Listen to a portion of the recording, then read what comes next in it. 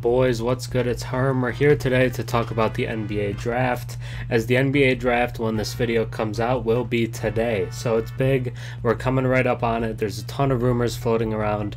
There's a ton of news floating around, and there's just a lot of stuff to talk about. But I'm going to be doing my final mock draft for this year's NBA draft with 2 rounds as well as 3 trades. So there's a lot of stuff in it. There's a lot of different things, analysis of each pick, kind of player details, breakdowns, and just a little bit of everything. So hopefully you guys enjoy. But before we get into it, think about subscribing. It's free, it's easy. If you don't like the content, you know, as unsubscribe later, that's fine. But without further ado, let's just get into the video and let's talk about this year's NBA draft with the mock. All right. Let's start off with pick number 1. We're not going to spend too much time, but we're talking about the Spurs here picking at 1, and they're going to take Victor Wembanyama. It's been known that the number 1 pick would be Victor for a couple years now, and he's just he's a generational prospect. I don't think he's the best prospect of all time. I've been open to saying that before, but I think he's pretty easily the best prospect since LeBron James, and then it's kind of up to argument with LeBron or Kareem or whoever you want to talk about there. But he's phenomenal. 7'5" with skills like a guard, 8-foot wingspan. I've heard some people say it might be as big as 8'2". It's kind of ridiculous. 22 points per game, 11 rebounds, and 3 blocks in the I think it's the LNB, the French league that he's in this season with Mets 92, and he was great, very Kareem-esque of this era, or like a taller Anthony Davis. This is a guy who's a great shot blocker, great defensive player with kind of guard-like skills, but instead of being like 7 feet, Victor's 7'5" and moves a little quicker and more agile. Is a guy who can be an all-star in year 1. But let's not spend too much time on Victor because it's less exciting. We know he's going 1. So let's talk about number 2, and that's the Hornets. And I've been a big advocator that they should pick Scoot Henderson, but it feels like now at least they're not going to do that. They brought them in for second workouts, and reportedly Brandon Miller was much better in his second workout than he was in his first, and it has led them to the decision that they're ready to pick Brandon Miller with the second overall pick in the NBA draft today, I guess, when this comes out. Tall scorer with playmaking skills who can do everything on the court. He's a very complete player. He pretty much does everything well, and at 6'9", you just don't see the guys like this super often with elite kind of all-around skills in a forward frame, and it just doesn't happen. Very Paul George-esque in the way he plays, and a lot of people would argue that Paul George right now is the most complete player in the NBA, and that's kind of what Brandon Miller reminds me of. He said that Paul George is his favorite player, and they're very similar in the way that they play. 200 pounds with a 6'11" wingspan. The wingspan isn't going to shock you, but when you're looking at him, a guy that dropped 41 points in an SEC game, was great throughout the season. His tournament wasn't as good, but a lot of people would say that that was because of a groin strain that he was going through at the time. He was great in college, but it feels like people don't recognize that enough. You just don't see guys perform at this level as freshmen very often. He's a sniper. He can play defense right away. Slots in. Maybe he's the better fit next to LaMelo as a forward, and you will have your forward tandem next year with Brandon Miller and Miles Bridges, and I think it's the safer pick probably. I think the floor is very high with Brandon Miller. When you're taking a 6'2" guard like Scoot, there are some kind of concerns, and a lot of teams across the league reportedly have Miller above Scoot on their boards. He's a great player, and I legitimately think we have 3 guys in this year's draft that are number 1 overall pick level talents given specific years and stuff. Trade. We are here with the first trade, and it is with the Clippers. This is considering the Malcolm Brogdon thing just fell through. They still need another guard, and they're going to get their point guard of the future here. The Clippers trade for the number 3 pick, Anfernee Simons and Nasir Little. They could throw in pick 23 as well, but that feels a little rich to me for a guy who does have the injury concerns that Paul George does. But Paul George goes back to the Trailblazers to give Damian Lillard the best teammate he's ever had, and like I said, arguably the most complete player in the entire NBA. Reports have come out in recent days that the Clippers are rumored to be gauging Paul George's trade value, and getting Scoot Henderson and Anfernee Simons is just about the best you can do, because a lot of people would argue it's a bad situation. Traded SGA and a lot of other stuff for Paul George. George, and just with the injuries to him and Kawhi, it's been kind of up and down. Feels like the Clippers have been kind of yanked around by the two, and I think they're tired of it. I think they want to get out from it. But if you're going to trade one, it has to be Paul George. He just has higher trade value right now than Kawhi, so it seems like Paul George would be the logical trade. And to get your franchise point guard back, and a guy a lot of people would say would be the #1 pick every one of the last 5 years except for the Zion year, in Scoot Henderson, is a great value, as well as already a 20+ point per game scoring guard in Anfernee Simons. Sets you up well for the future, and with that third pick, like I was saying, they'll take Scoot Henderson. Supreme athlete who wants to bury his opponents with ferocious dunks, plus he has the skills to both lead an offense and energize a defense.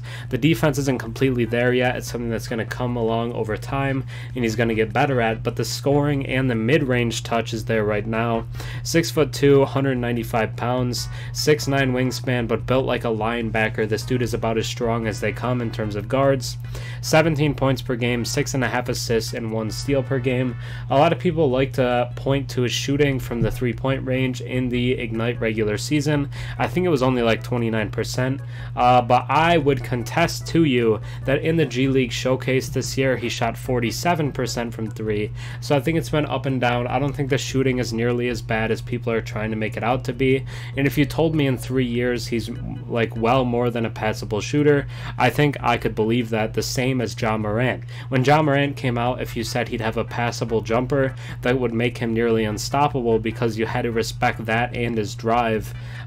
People probably would have doubted that, but it has happened and is almost unstoppable offensively at times, and that's what Scoot Henderson can end up becoming, and the Clippers can have their franchise player moving forward for after the Kawhi and PG era, and the Blazers get their all-star, their co-star for Damian Lillard to try to take them to the next level.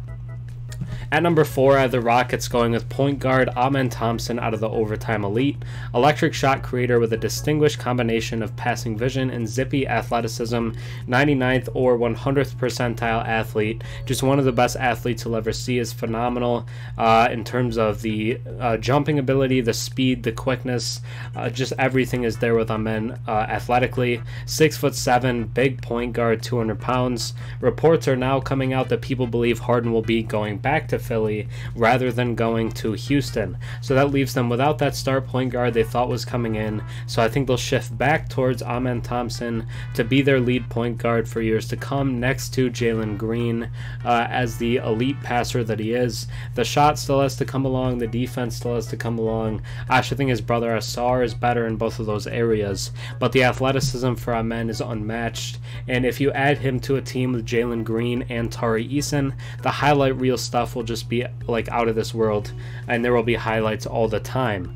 I'd also love to see the pick and roll with him and Şengün, just with everything that could come with the passer that Şengün is, and how that could work rolling off of that for Amen. In terms of comps, he's kind of like a taller Ja or a thinner Zion, just in terms of the athletic profile. And then we have our second trade, where I have the Jazz trading up to number 5 and the Pistons trading back to 9 and getting 16. So they get more draft assets, and the Jazz trade up, hop point guard needy teams like the Magic and the Wizards to get the guy that they want, and that is Anthony Black. They've been rumored to try to trade up to either number 5 or number 7 to hop, either the Magic at 6 or the Wizards at 8, because both of those teams have some rumored interest in Anthony Black. He's a guy who's continued to rise throughout the process.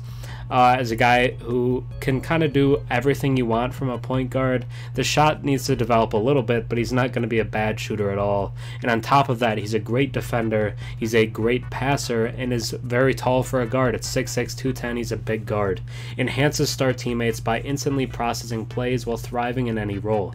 After trading Mike Conley and being rumored to want to trade Colin Sexton, or at least being willing to, they need a point guard for their future, and Anthony Black can be that.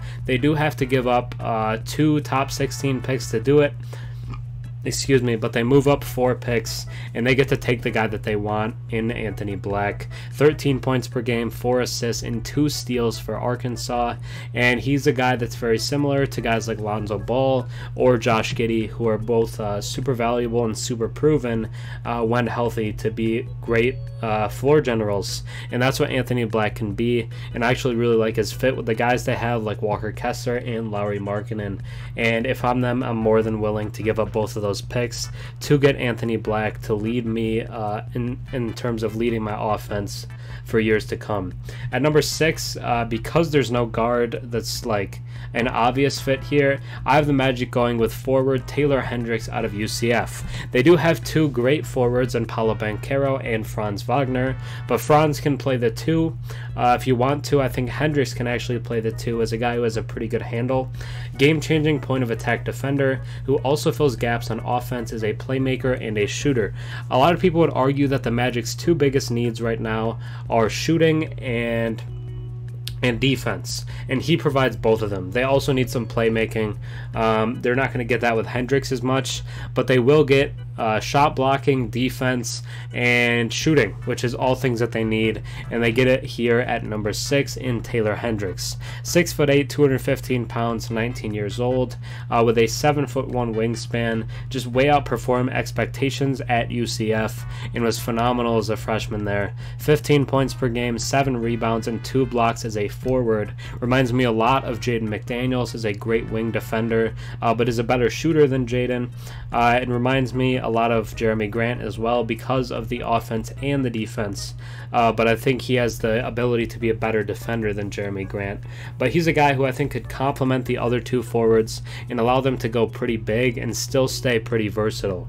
At number 7, I have the Pacers going with Jarace Walker out of Houston, a versatile wrecking ball in defense and skilled playmaker on offense. No diss to Aaron Nesmith, but they're playing him at power forward a lot last year, and if we're being realistic with ourselves, Nesmith is more of a shooting guard, so they need size, they need big men, and they really need power forwards. And the heavy reporting right now is that Jarace Walker will not go past 7.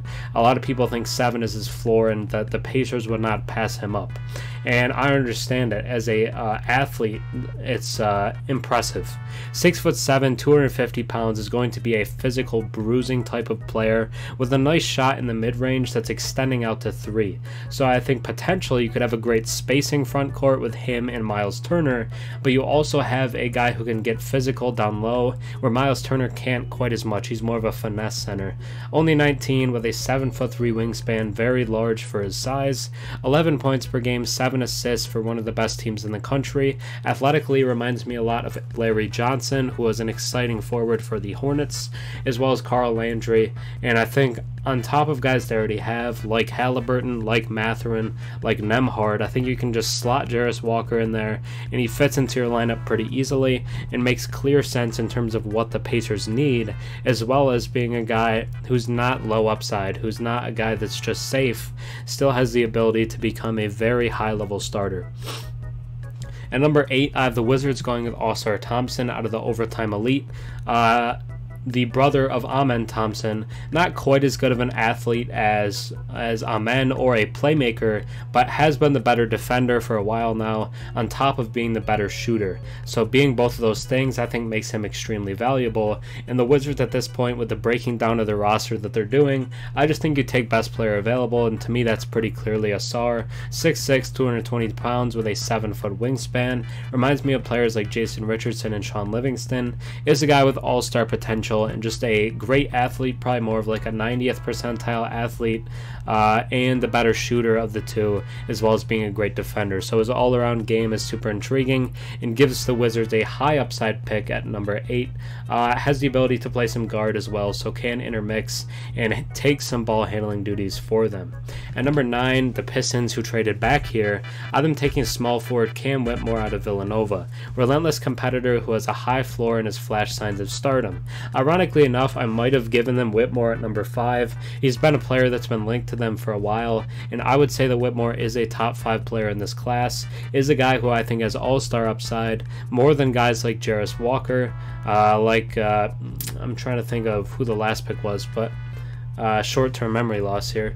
I think his upside might not be higher than Ausar. It's in the similar range as a guy like that, though. As a guy who I think can be a player who easily averages 20 points a game in the league because of his versatile offensive package. The defense isn't quite as good as some of the other forwards in this draft class and even draft range, but at 235 at 6'6", can be physically imposing. Is a good mid-range shooter right now who's working on extending his shot.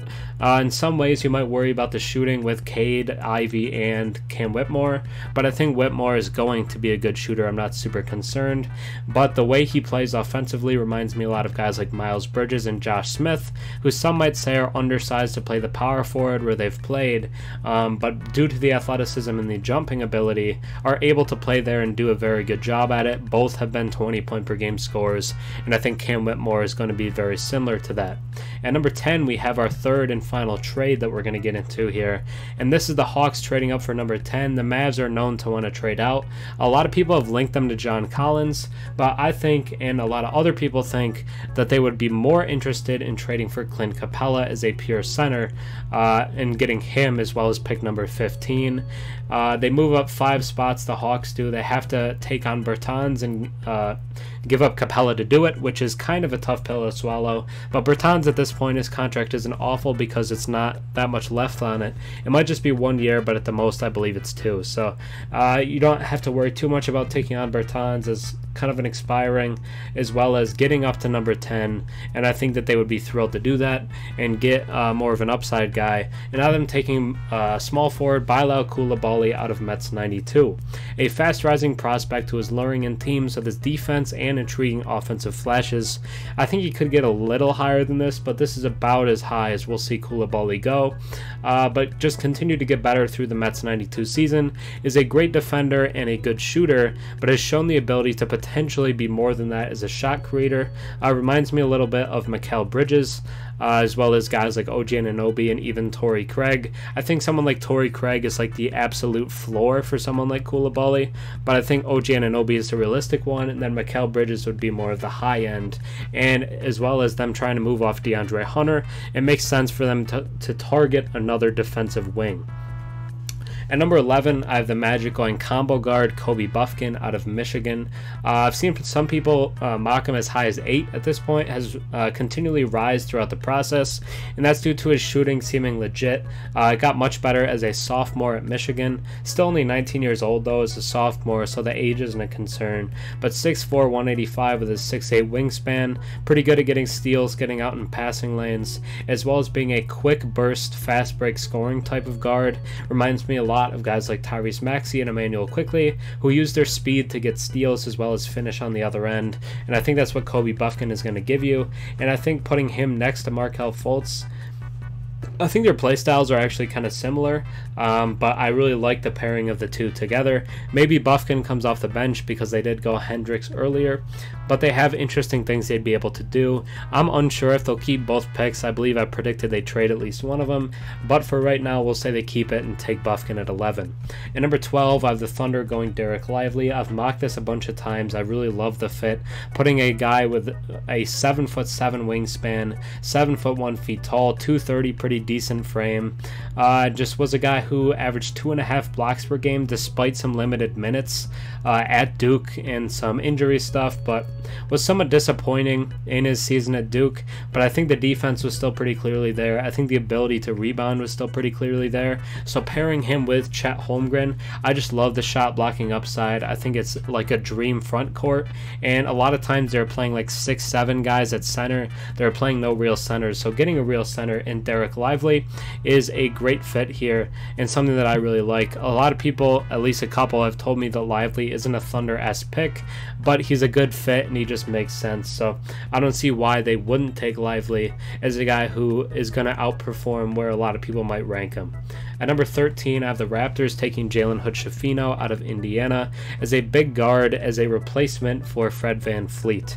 6'4" with a 6'10" wingspan, very similar to the Raptors' kind of profile of guys as players who have really big wingspans, have the ability to be great defenders, and I think Hood Schifino is just a natural Raptor in a guy who fits in easily to what they already do, but isn't an all-time point guard. Is kind of a combo guard a little bit, so the ability to play alongside someone like Scotty Barnes, who does a lot of ball handling duties for the Raptors, I think is unique and something that they can really value here in what they're going to do.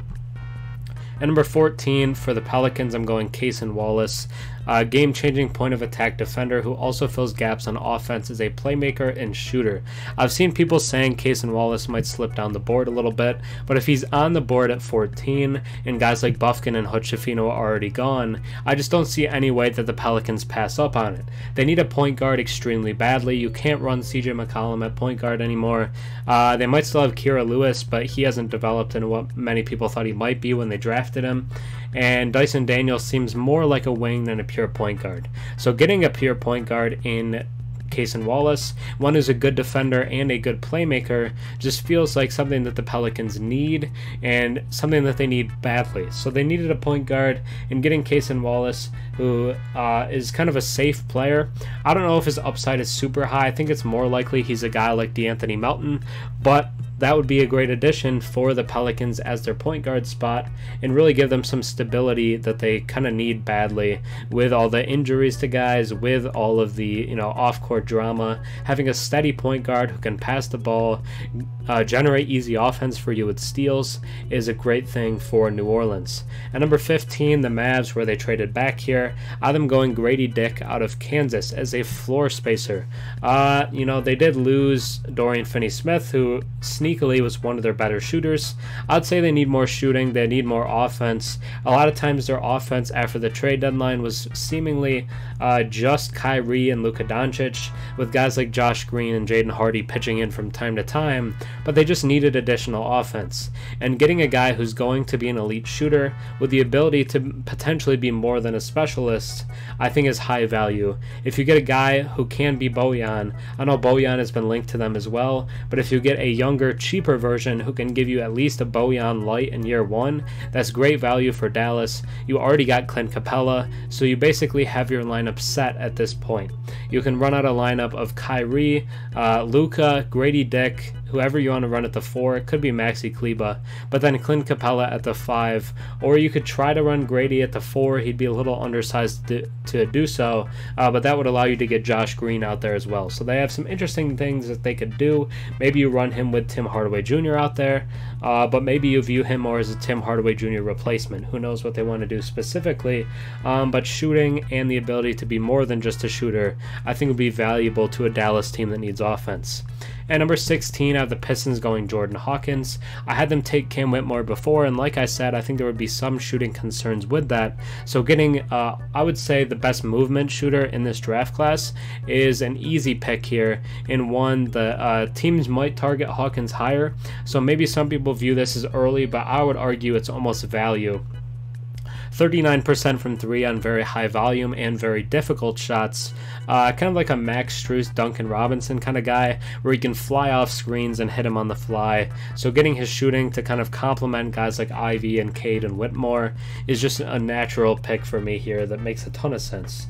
At 17, I have the Lakers going Keontae George out of Baylor. As you can see, I got the Lakers hat on here. If Keontae George falls to 17, I would be thrilled, because his ability to be a great scorer from day one, I think, is something that is super awesome. And this archetype of player is someone I really like. Guys like Bradley Beal, guys like Jaden Hardy, kind of undersized guards at times, at least not super big guards, that seemingly don't offer a ton outside of shooting, but I think they offer more than that, more than just scoring, because of their athleticism, specifically with him and with Hardy being very good athletes. 3 assists per game last year at Baylor, over a steal per game. I think his playmaking and defensive intensity, like they're saying here, give him the upside to be a complete guard. I pulled the player profiles from the Ringer. I don't know if I said that, but I just like their descriptions. I think they're helpful to let people know what players are like.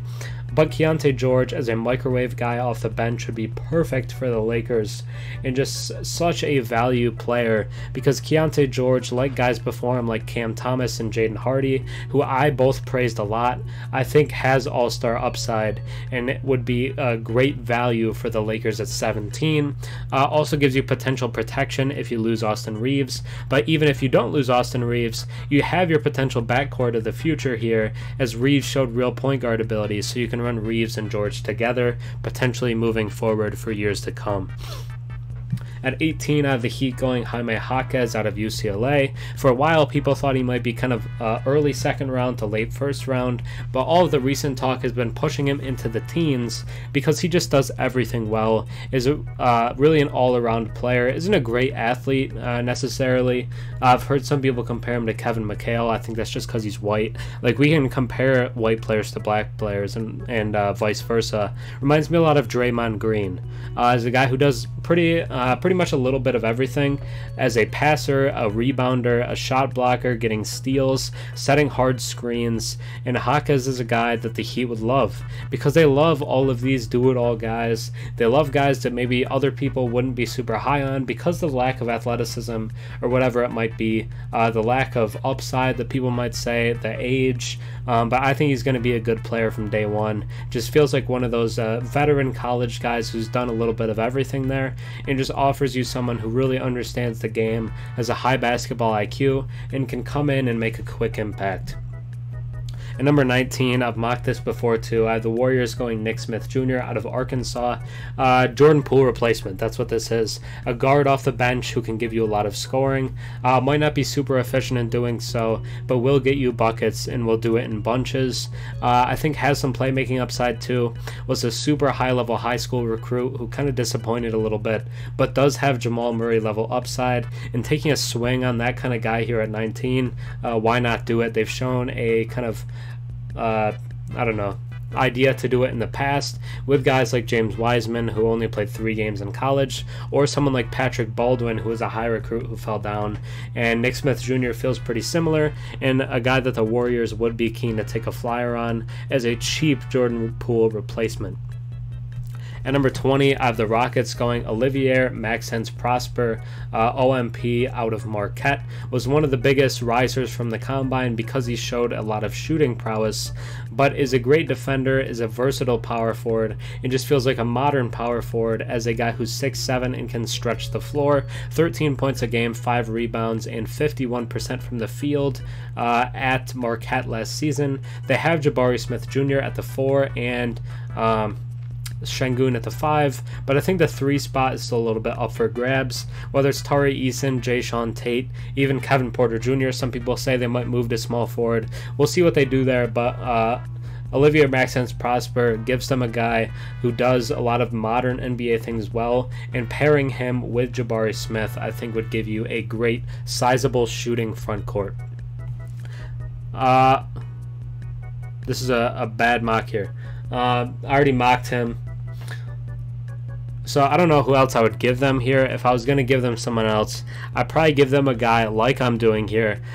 Someone that I think can give you some scoring in bunches. I think they need some more scoring, so I might go someone like Dariq Whitehead, but this is a slip here. We'll get someone else in here, but the Nets here go with a scoring type of player. That's my prediction, is more that they go with a scoring guy and a guy who can give them buckets. And then with their second pick, I think they go someone who has a little more playmaking to them, like Brandin Podziemski out of Santa Clara. It's late here, folks. I'm tired. I gotta work in the morning, so we're gonna have a little tiredness in presentation at times. That's what that was. But at 22, I've taken a B-Pod out of Santa Clara. Inventive shot creator with funky shot making skills. Is a good rebounder for his size at 6'5", put up like 9 rebounds a game for them. 20 points per game, showed some scoring prowess on top of being a good playmaker.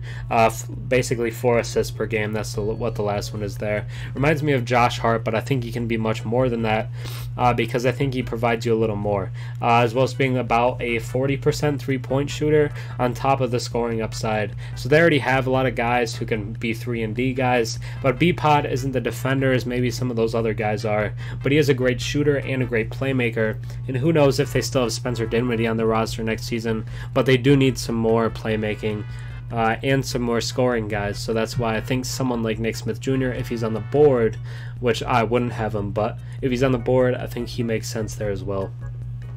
At 23, I had the Blazers going Noah Clowney out of Alabama. With Nurkic seeing a decline, they do need another center. A lot of people have mocked him, James Najee, but with Noah Clowney still on the board, I'm going to go him because he feels a little bit less of a project, feels like a guy who can contribute a little quicker, but 6'10", 210 pounds.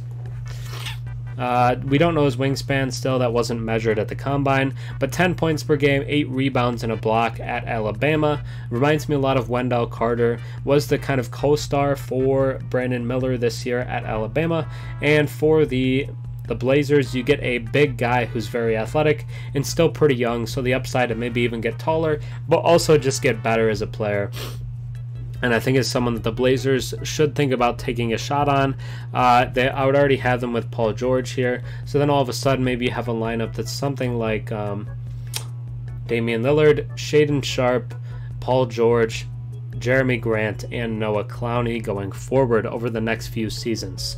At 24, the Kings going Leonard Miller out of the Ignite. I think they have to take a wing, and getting a wing who can really pass and play make, as well as doing some other guard type stuff, I think is valuable. He also arguably was the best looking player in the G League Ignite for a lot of this season because of some of the shooting disappointment stuff with Scoot Henderson. I think Scoot was knowing 2 and kind of dialed it back a little bit. He thought he was going 2. I have him going 3 now, but he knew he was locked into the top 3. He performed the way we wanted him to against Victor in the showcase games, and then I think he took a little easy and didn't want to risk injury stuff, and that's why he didn't play quite as hard. But Leonard Miller was great for them. 18 and 11 for the Ignite is about the best stat line I'd say we've seen coming out of the Ignite program. And I think there are some people that would argue he should go higher, and I think you could argue that, but a lot of people, including myself, would tell you that he's still pretty raw. There are some clear skills right now, like the rebounding and the defensive stuff, as well as some playmaking, but the shooting still has to come along. A lot of the self-creation stuff has to come along, but would be a nice fit next to Keegan Murray, give you a pretty tall front court out there in Sacramento. The Grizzlies going Colby Jones out of Xavier. Whatever the Grizzlies do, I think they need to take guys with playmaking. Because of Ja Morant's suspension, is going to miss 25 games. Just getting some more guys who can pass feels like it makes sense. They might lose Luke Kennard as well this offseason, I feel like. So getting a player who's shot 38% from 3 at Xavier, 15 points a game, 4.5 assists, is just a guy that you're drafting to be a good role player, and he's going to do that pretty quickly. Reminds me a lot of Malcolm Brogdon, is a good defender, shooter, and passer who just does a bunch of little different things very well. At 26, I have the Pacers going Ben Shepherd out of Belmont. Give them some more shooting. Because guys like Mathurin are kind of inefficient, and who knows how long Buddy Hield is going to end up being there. So maybe you get a guy here who can be your kind of Buddy Hield replacement type at 42% from 3 at Belmont last season. 19 points per game, 3 assists, was great in the combine, showed the potential to be more than just a shooter. Reminds me of guys like Quentin Grimes and Alec Burks. At 27, I have the Hornets going Jett Howard out of Michigan as a guy who can be the 2 guard next to LaMelo Ball and potentially be your scoring replacement for Terry Rozier, who I think they're going to trade at some point.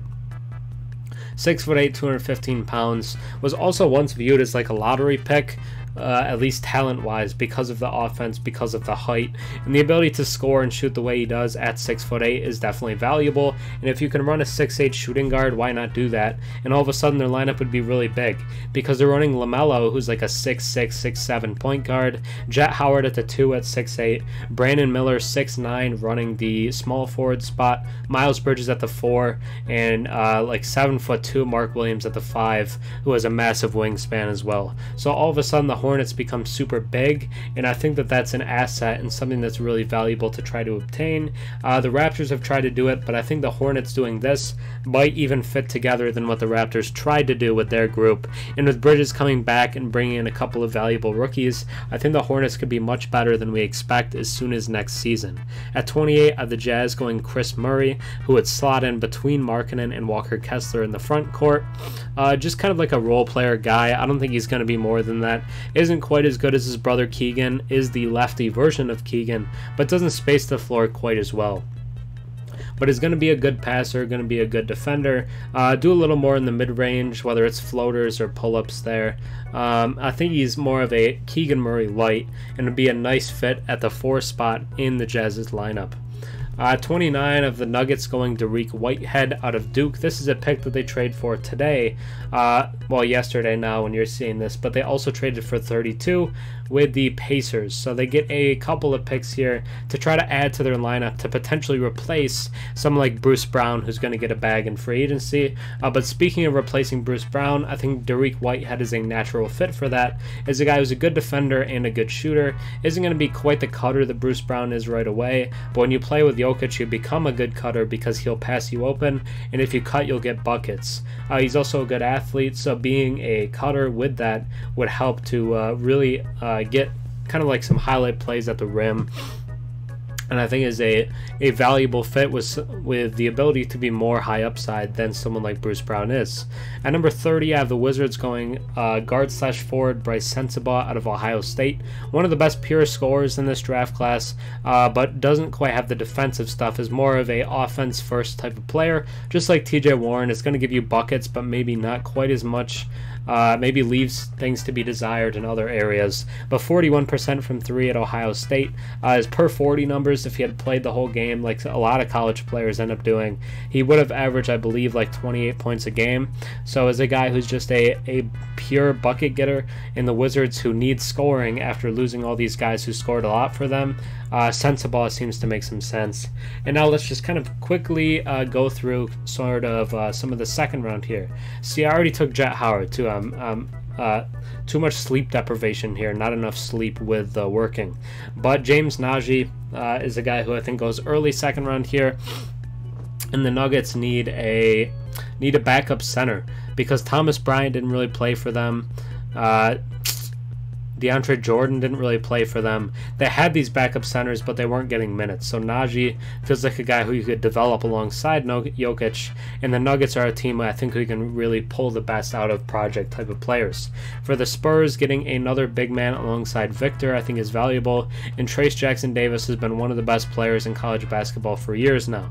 The Hornets get a shooter in Seth Lundy. A lot of people seem to be somewhat concerned about LaMelo's jumper, but it's really a little bit better than people think. A lot of people complain about the Scoot fit because they're worried about shooting, but LaMelo's proven to be a pretty good jump shooter, but adding more shooting never hurts. For the Celtics, I'm going Gigi Jackson, a former #1 overall recruit who kind of disappointed, but is going to be a good offensive player, and at his size and what he does, feels a lot like Grant Williams, so he can be a good replacement for that because they'll probably lose him in free agency or in a sign and trade type of deal. The Magic, I have them going a backup center here, a floor spacer, because they need more shooting, so why not get it in a big man? Tristan Vukcevic was great at the Combine and really showed some stuff there. I don't know if everybody's going to buy what they saw, but someone will, and they'll take him at least early second round.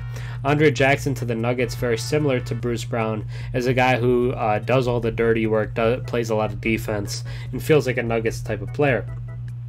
At 38, I have the Kings going Jordan Walsh, 3-and-D guy. The Hornets going point guard Amari Bailey as their backup point guard, but super high-profile athlete, and a lot of people would argue he's a lottery-level talent who just disappointed in college. So getting him here at 39, whoever takes Amari Bailey in the second round is going to get great value. I labeled him as one of my sleepers for this draft class. The Pacers, I have them going Adama Sanogo. They don't really have backup center help, really, because of limitations and kind of disappointing guys like Jalen Smith and even who's the other guy? I'm gonna blank. Isaiah Jackson, who just haven't been what they thought. Goga Bitadze is already gone, I believe. So they need more center help. They get a great college center in Adama Sanogo, who provides a lot different stuff than what they get in Miles Turner. The Hornets have them going a great defensive wing in CD Sissoko. The Wizards going with Maxwell Lewis, kind of the best player available at this point. A lot of people thought he might end up going first round, 3-and-D type of guy probably. And then the Blazers, I have them going point guard Marcus Sasser. If they traded Simons and the 3rd pick, all of a sudden you're losing guards, so you need a backup point guard at that point. For the Spurs, I have them going small forward Julian Strother. Feels like a role player type of guy, a Gonzaga guy, and a Spurs type of player. The Grizzlies go for Ryan Rupert, who a lot of people thought might end up going first round, but was kind of disappointing throughout the process because the production in the NBL wasn't quite there, but very good defensively and is going to be a good defender. And with losing Dillon Brooks, they're going to need a little more wing defense. The Hawks, they traded Capela, so I had them going center Charles Bediako out of Alabama, played with Clowney there, and gives you just some big man upside. The Lakers have them going shooter Hunter Tyson out of Clemson. Still need some more shooting around the team. The Clippers going Julian Phillips, high upside wing from Tennessee. The Cavs I have going with small forward Chris Livingston, a defensive wing out of Kentucky. The Thunder I have going guard Terquavion Smith out of NC State. A lot of people thought he could rise to like a top 5 pick if he had a great second season, but I think people just kind of underestimated how teams might devalue his body type.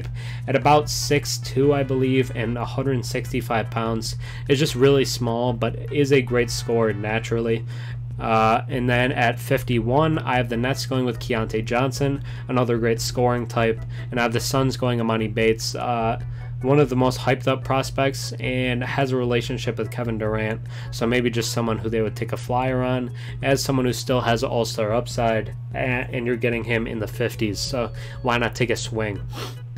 At 53, I have the Timberwolves going Jalen Clark, athletic, kind of smallish wing out of UCLA. The Kings going with small forward Kobe Brown. Reminds me a lot of David Roddy, is kind of a physically imposing football type of player, and just another wing in their rotation because they'll likely lose Harrison Barnes.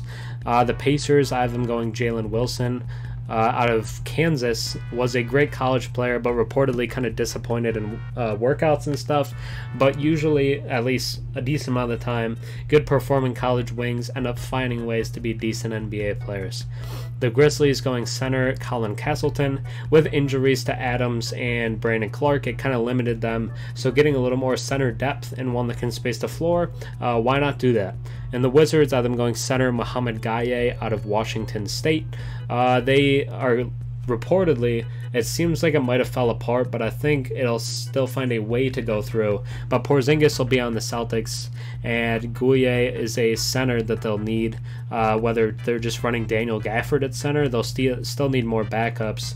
Just don't have a ton of center help. They had Taj Gibson on their team last season, who's just really old for a center, and probably won't be in the league next year, would be my guess on Taj Gibson. So you just need center depth.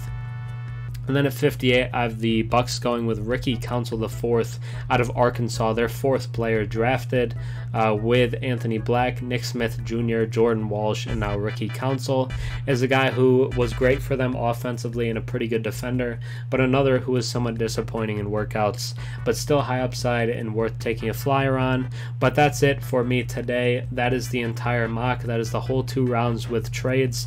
Hopefully you enjoyed the video. I enjoyed making it. Sorry for a couple errors this late. I'm tired. The voice is starting to run out too. We're running on fumes here. But hopefully you enjoyed all the draft content.